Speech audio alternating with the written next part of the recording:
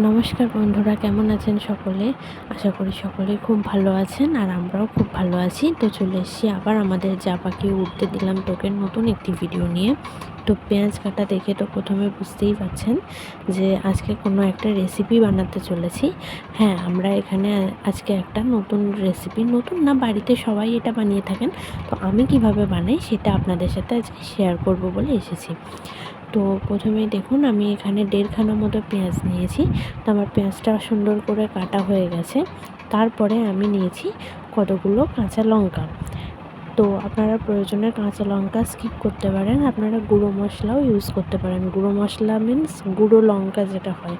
তো আমি গুঁড়ো লঙ্কাটা ঠিক পছন্দ করি না, সেই কারণে আমি কাঁচা লঙ্কাটাই এখানে ব্যবহার করেছি। সাথে কিছু লাল লঙ্কাও নিয়েছি, যাতে দেখতে একটু ভালো লাগে, জিনিসটা একটু কালারফুল হয়।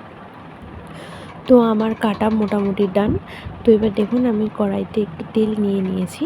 বলে রাখি, আমি কিন্তু গ্যাসটা প্রথমে অন করতে ভুলে গেছিলাম, আমি আগে তেল দিয়ে দিয়েছিলাম। যাই হোক, কড়াইতে দেখুন তেল দেওয়া হয়ে গেছে। আর এই দেখুন, আমার সমস্ত মশলা সরঞ্জাম নিয়ে আমি এসে গেছি। হ্যাঁ, আজকের রেসিপি হচ্ছে আমাদের পাস্তা। তো দেখতেই পাচ্ছেন, তেল গরম হয়ে যাওয়ার পরেতে কড়াইতে আমি পেঁয়াজ, কাঁচা লঙ্কা যেটা ছিল কাটা, আমি সেটা দিয়ে দিয়েছি। দিলাম সামান্য পরিমাণ নুন, আর আমি দেবো একটু হলুদ। প্রয়োজনে আপনারা হলুদ স্কিপ করতেই পারেন, কিন্তু আমার হলুদটা একটু ভালো লাগে বলে আমি দিই। তো এটা ভাজা ভাজা হয়ে এলে সাথে আমরা একটা ডিম ফেটিয়ে দিয়ে দেবো। দেখুন, আমি এখানে 2টো ডিম ইউজ করেছি। আপনারা পাস্তার পরিমাণ অনুযায়ী ডিম ব্যবহার করতে পারেন। এটির সাথে আরও অনেক রকমের সবজিও চাইলে দিতে পারেন। তো আমাদের এটা ভালো করে ভাজা হয়ে গেছে। তো আমরা এখন পাস্তাগুলো দিয়ে ভালো করে আমরা নাড়াচাড়া করে নিচ্ছি। আর দিলাম পরিমাণ মতো নুন। আর বলে রাখি, এখানে আমি কোনো রকম পাস্তা মশলা ইউজ করিনি, ইউজ করেছি ম্যাগি মশলা। দেখতেই পাচ্ছেন।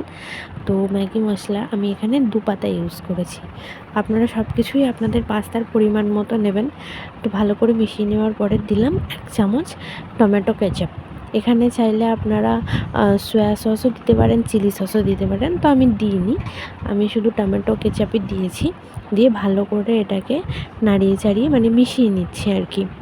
তো আমার রান্না মোটামুটি প্রায় শেষের দিকে। দেখুন কি সুন্দর দেখতে লাগছে। তো রেডি টু সার্ভ আমাদের পাস্তা। কেমন লাগলো অবশ্যই জানাবেন। আজকের মতো এখানেই বাই বাই।